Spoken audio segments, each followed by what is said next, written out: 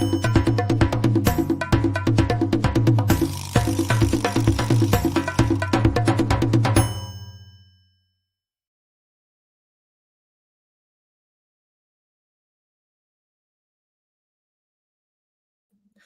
morning ladies and gentlemen, karibuni sana kwa show yenyu, show kali show. Mmekuja kupenda, kuthamini na kufuatilia. I'm your host Jex, the moderator. Welcome to this awesome edition, this morning show where they normally say wakati wa nyani kufa miti yote huteleza.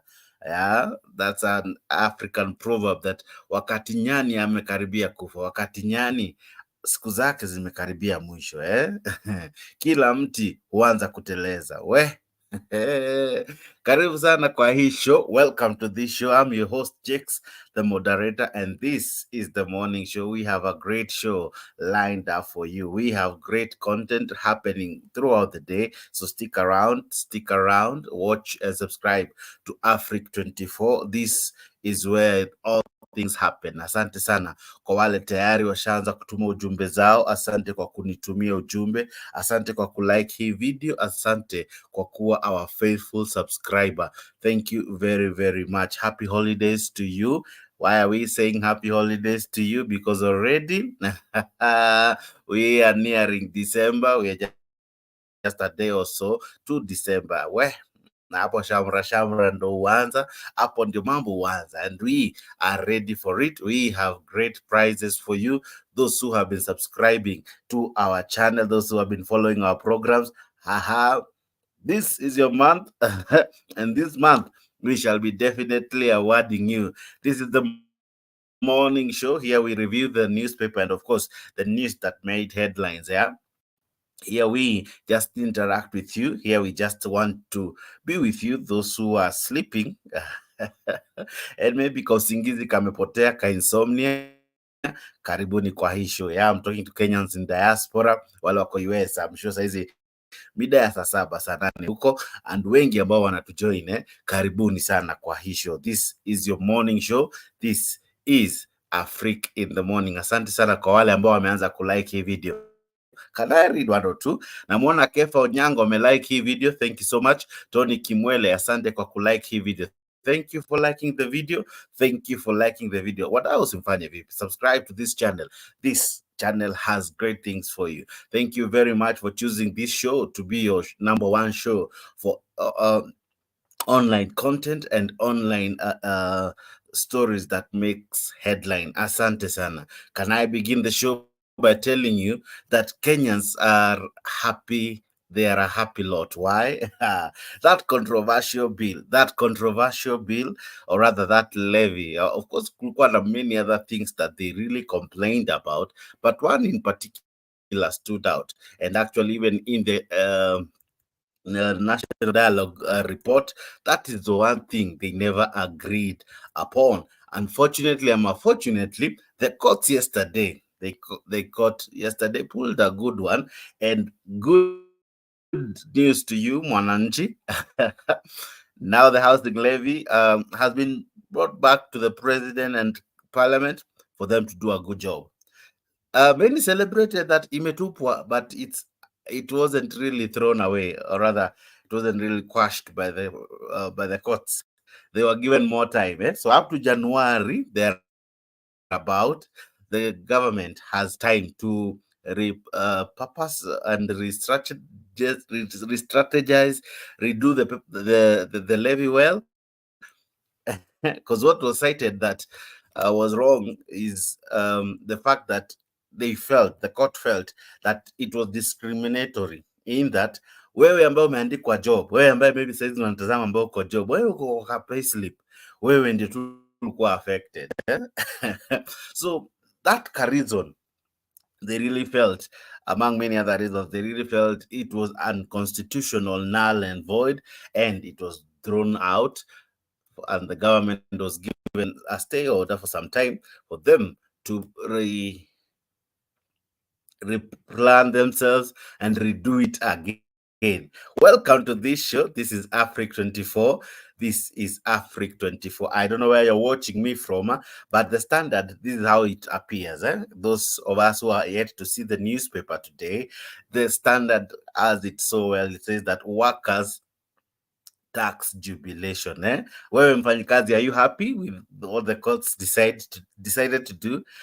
Workers jubilation. Like I can read kidogo for you, but make sure you grab your copy of the Standard. They're saying that workers tax jubilation. They're saying that the High Court say that 2.7% being deducted as housing levy. I don't know if it's 2.7% or it's 1.5%, but anyway, being deducted as housing levy is unconstitutional, a move that brought relief to many employees, but respite was short-lived after the judge suspended the decision. So the decision, it only lasted for a few hours.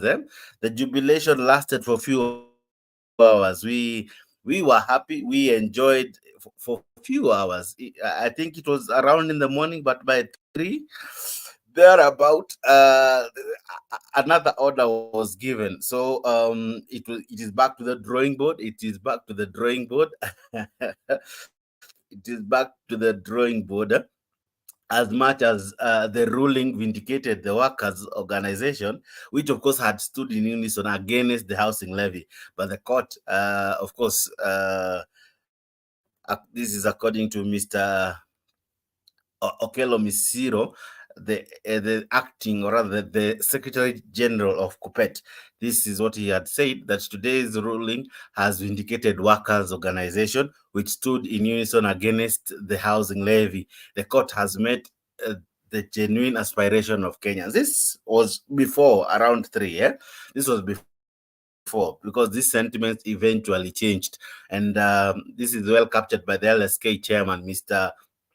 Eric Theuri, who said the impeached law is uncertain as to the beneficiary of the said scheme, which goes against the principle of taxation that requires the language of taxation law to be clear. Yeah, so they felt that the law wasn't really clear, or rather, it wasn't clear according to the regulations or the law of taxation of how this law would be implemented and why it only targeted a few selected few, that is the taxed population, and left out those who taxed in this, in the sense that the employed ones, and left out those who are not employed.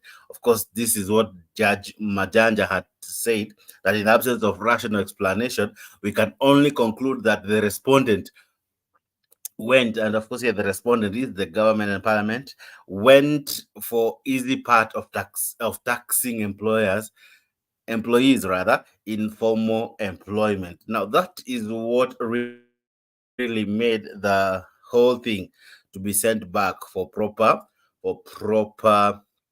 redo. Of course, every other thing ilipita, including content creators, that 5% deduction, that one pia it sailed through. This was the only hope that maybe the court gave to the workers. Unfortunately, it wasn't really a relief, because in January, because the government was given 45 days, either to relook at the law or to leave it all together. Now, of course, there is an intrigue behind trade boss who has been arrested over the oil deal. You remember the oil deal of Moses Kuria and many? Now that oil deal has found its way in the corridors of justice, rather, because some people were arrested yesterday and others were forced to go to the Senate committee over the same. This is what the newspapers have, that in the morning, Pamela Mutua was to report alongside the Trade Cabinet Secretary Rebecca Miano before a Senate committee. She was picked up by DCI to answer questions on the deal that saw corporations import oil that is yet to get to consumers. So this oil, I'm not sure if it has reached you, but around 16 billion. So get to know the story more from the Standard, that explains further what that could be. But ladies and gentlemen, welcome to this show. Let me know where you're tuning in from. I see Davy Dave Walwich saying, yeah, he's in the house. Asante sana, karibuni sana kwa hii show yako, show mmekuja kupenda tu sana. This is Africa in the Morning. Here we are discussing the newspaper and of course news that made headlines. We are discussing every conversation that happened probably yesterday and was interesting to you, Mwananchi. Karibu sana. Let me know where you're tuning in from, because today we have a lot to discuss, and of course I'm sure I'll be airing live the proceedings that will be happening when the report, the Kalonzo report, will be finally submitted to Mwananchi, of course, to the president and maybe Raila Odinga, I'm sure. And it will be interesting to see what happens. It will be interesting to see what happens. So stick around to fuatilie so as to see what will be happening today. The report will be tabled, and it will be easy to understand what they have in store for us. Of course, according to the report, there will be several amendments to the constitution, a review rather, that would see around 14 clauses and 14 laws introduced into our constitution, changing it altogether or changing it partially. Of course, 14 laws are not little, they are quite a number. But thank you for being part of this show. Thank you for being part of this great conversation. We have a great show for you. It won't be long. I'll just explain and what is making news in the newspapers today, and of course the news that made headlines. Asante sana kwa kuwa part of this show. Thank you very, very much. Thank you for being with me. I see many liking the video. Namuona jamaa anajita Marlon Malachi the third. Asante sana. David Walwich, asante sana. Kalama Deno, I thank you for liking the video. Tony Kimwele, asante sana kwa kulike hii video. You guys are just but amazing. Marlon Malich ananiambia anatazama akiwa maeneo ya Baltimore MD. Baltimore, we karibuni sana. Good morning, good evening, good night. Thank you for being part of this wonderful, wonderful conversation. All right. Can I show you? Can I play a clip for you just to spice it up kidogo? Because we are here to really show you what transpired, what happened yesterday, and really make you enjoy this show. Asante sana kwa kuwa part of this show. Asante sana kwa kuwa part of this conversation. Let me know where you're watching me from. Let me know where this is finding you. But this is what the court said yesterday.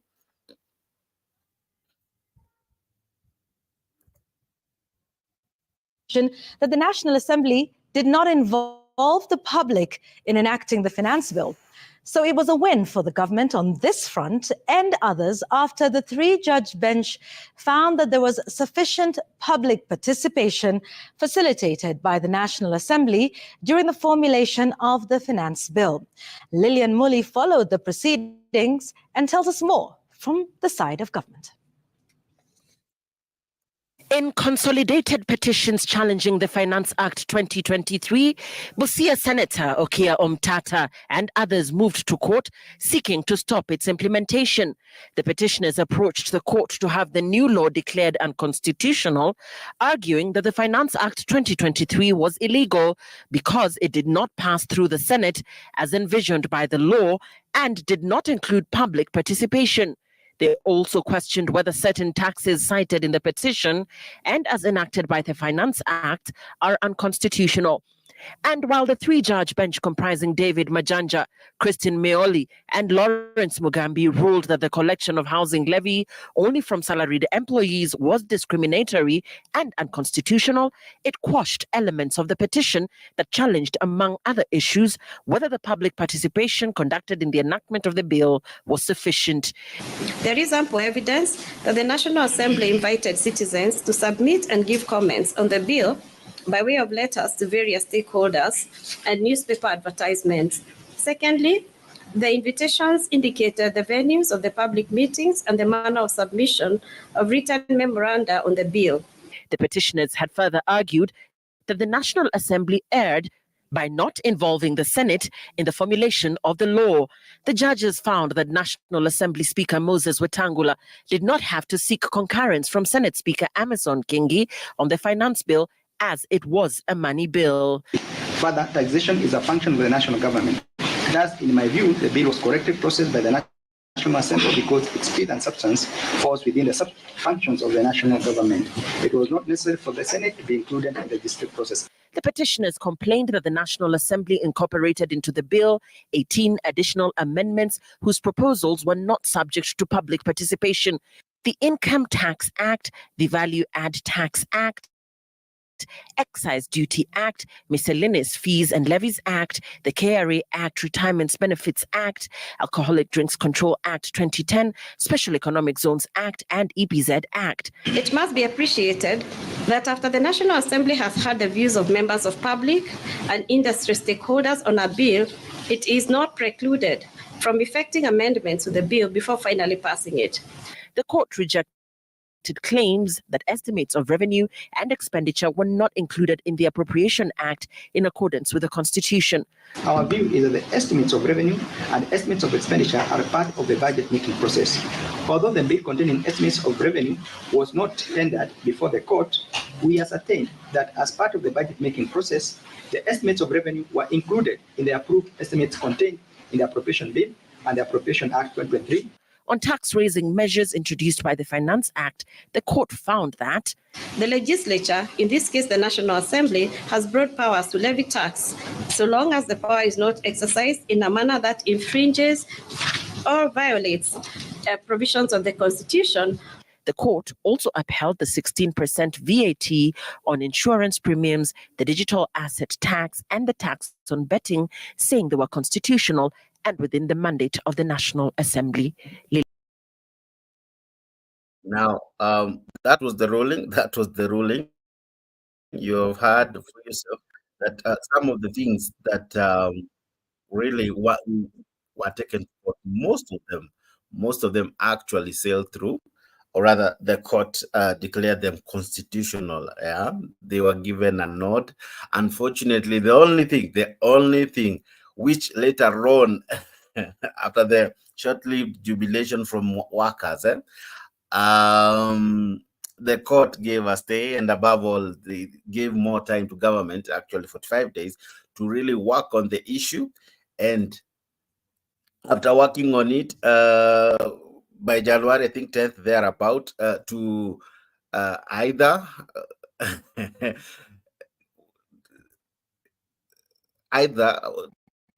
submit the bill to Parliament for reprocessing and redoing and all, or forget it altogether. Now, this is what Daily Nation had in store. They said that President Ruto was blocked. Yeah, this is what Daily Nation has in store for you today. Make sure you grab a copy of Daily Nation. The Daily Nation reads that the court, of course, it starts with that beautiful, bold word, blocked. Yeah, the government will move fast to align the law with the court decision, says Ruto. That's what the president said yesterday. Now, it's a setback because the court have this week dealt President William Ruto a heavy blow by appending 3 key pillars of the Kenya Kwanza administration. That was housing, health, and privatization. The judges yesterday declared the housing levy unconstitutional, but gave the state until January the 10th, to appeal the decision. On Monday, the High Court suspended 3 health laws, as well as the planned sale of Mombasa and Lamu Port. I'll be telling you about things that are being privatized or being sold, including the famous KICC and Kenya Ports Authority. Well, I'm telling you, it's becoming interesting every day. Now, the 3 things that the judges cited was, number 1, the housing levy. The judges declared that the tax was unconstitutional, but gave the government or the state 45 days until January the 10th to appeal the ruling while still collecting the levy. So the collection continues. the collection continues. So if the collection continues, it is almost obvious that somehow the government will put its house in order, and this, ladies and gentlemen, will be something that will be permanent. So before you celebrate, please take a breather. I see the second thing that the courts as well found some issues with was the social health insurance fund, that the court held the implementation of the 3 health laws. You remember they were signed into law the other day by the president after petitioners argued that it was illegal to deny Kenyan services for failing to register. That was what someone went to court to protest. I am sure you're aware that the laws are already in place, or rather, the president appended the signature. Now, the other thing was the privatization of Mombasa and Lamu. Of course, coastal residents succeeded in stopping the concession of Mombasa and Lamu Port, claiming it is employed to take over the management and asset of Kenya Ports Authority. Okay, so that is that, and there's something as well that Raila Odinga yesterday hinted on, and he cited that there could be a return of Mandamano. There could be a return of Mandamano. I don't know if you are ready for them, and I don't know if you if you still think that they will be working for your favor, because the report is out. We were able the other day to look at some of the details contained therein in their report. But Raila hits at a return of the protest as the Azimio leader rallies his supporters to be ready for streets demos over, even as opposition coalition brings forward its parliamentary group meeting today. So that will be happening today. We will be having the report being read today. The Kalonzo report, as is now coming to be stated, will be tabled today. Through the parliamentary group meeting. I think it's scheduled to happen in where do we call this place? In in Western Hotel. So stick around for that. Stick around for that. We'll be bringing you that even as it unfolds. But Raila Odinga yesterday said that he'll be issuing a comprehensive statement once that has been made public. Once that has been released, he'll be a statement and listening. The move, saying it was in line with what their coalition stood for in an effort to save Kenyans from the harsh economic conditions. Led by Raila Odinga and Kalonzo Musyoka, the leaders who spoke in Kisii during a Thanksgiving ceremony of Kisii Governor Simba Arati also faulted the Kenya Kwanza government for failing to stem alleged massive corruption in various ministries. Leo hii nashukuru Mahakama Kuu, the next court in line, our appeal court judges, wamekubaliana na msimamo wa Azimio la Umoja wa Kenya, wakatupilia mbali ushuru wa inaitwa housing tax. Kwa hivyo hapo wameanguka flat. Tuwapigie makofi majaji yetu.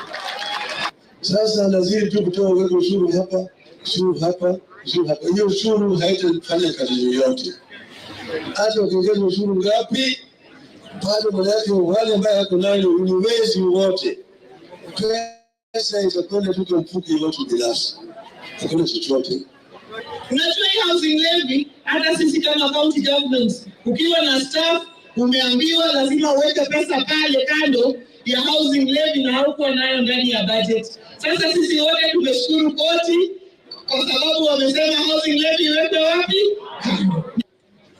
Mimi nataka niulize ndugu zangu, wewe Mheshimiwa William Ruto, shukisha taksi chini, hawa watu ndiposa wafanye biashara, wapate pesa waweke mfukoni. Tunalia huko. Mbele ya kila kitu unaenda wapi?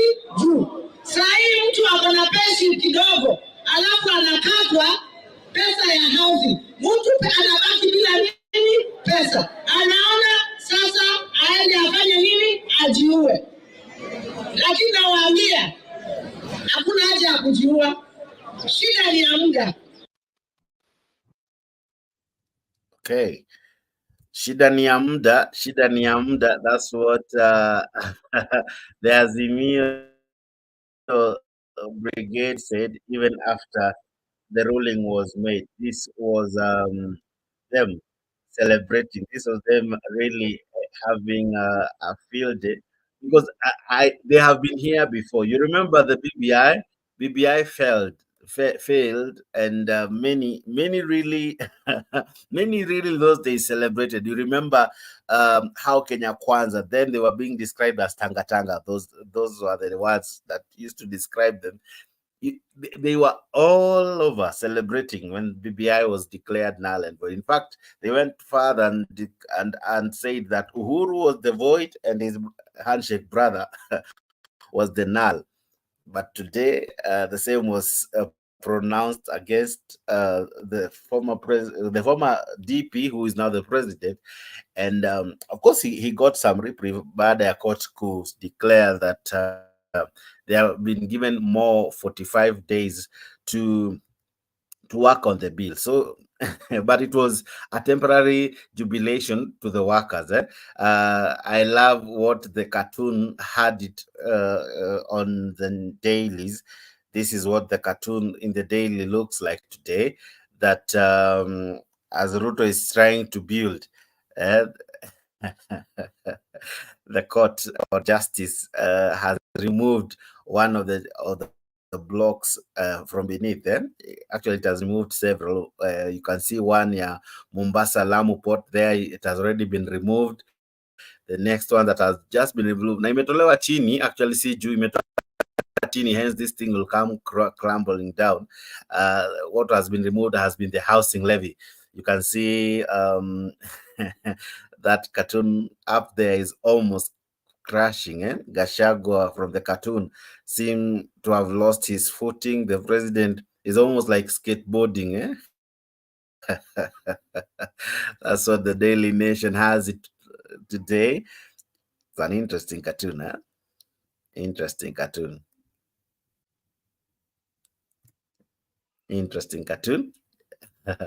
But the president as well was quick to give a rebuttal and rather say he will work on all that the court has said. And of course, even as they work on that, they will definitely, ladies and gentlemen, be reintroducing this bill again. It will come back again, ladies and gentlemen. So don't be quick to celebrate. This will come back again. And maybe when it is coming back again, it will have now more far-reaching implications. Of course, probably now that what they cited was that it was a discriminatory tax in that it only affected those who are employed. Maybe when it is now reintroduced, it will also affect you, Mwananchi. It also affect you who is not probably employed. You who is not properly, who does not have an every month kind of paycheck, right? Okay. So stick around to that. And of course, let me play you, to be fair, let me play you the response from the government, or rather from the president, of course, responding to the court ruling. And this is what the president had to And will say. again amend the law to align the tax to the Constitution. President William Ruto says the government will not give up on the housing tax and will again amend the law to align the tax to the Constitution. The president said in just 1 year, the affordable housing program has yielded thousands of jobs in the country and that the ruling today will not dampen the plans. Stephen Leto reports. A three-judge bench has punctured the affordable housing plan, throwing President William Ruto's housing pillar into disarray. A three-judge bench at the High Court ruled that the housing levy of 1.5% is unconstitutional. But President William Ruto was quick to set the record straight.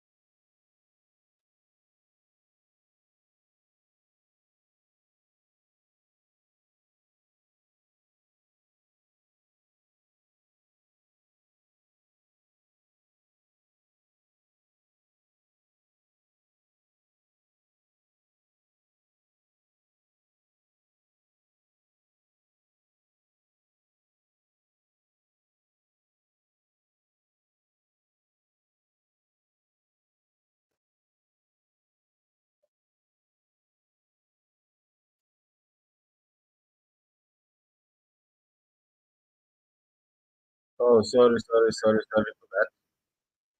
I thought I'm playing what I'm playing. Allow me to do that for you. Sorry, ladies and gentlemen. I thought I was playing this.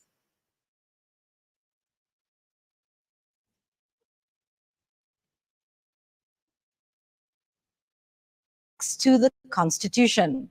The president said in just 1 year, the affordable housing program has yielded thousands of jobs in the country and that the ruling today will not dampen the plans. Stephen Leto reports. A